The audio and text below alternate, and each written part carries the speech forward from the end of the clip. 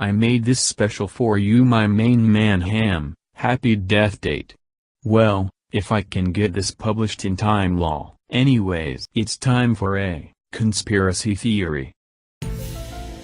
When you look up pictures of Ham, usually you see portraits like this, or him in his fat years as this.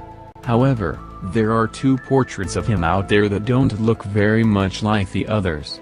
In fact, whoever's in these pictures looks kind of like his lover, or a close friend, John Lawrence. So, what if this is secretly the offspring of John Lawrence and Alexander Hamilton? Now, I know what you're thinking. You're fucking stupid, Caitlin. Two dudes can physically have children. But just hear me out, that would be enough.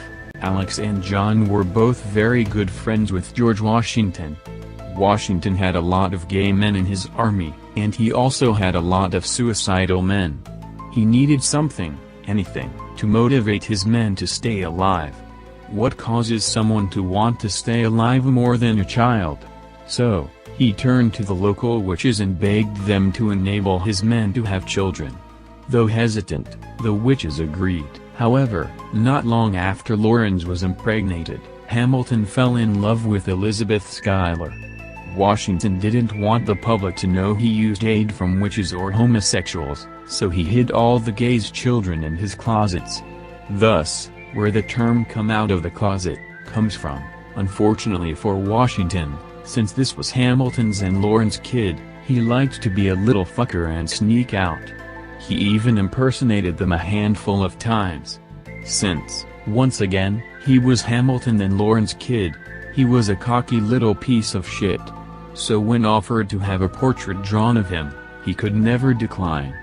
Thus, how these paintings came to existence. Since Hamilton is more well remembered than Lawrence, the government chalked them up to be portraits of Ham.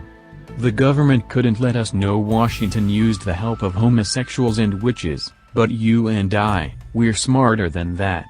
We know the truth. We cannot and will not live in denial any longer.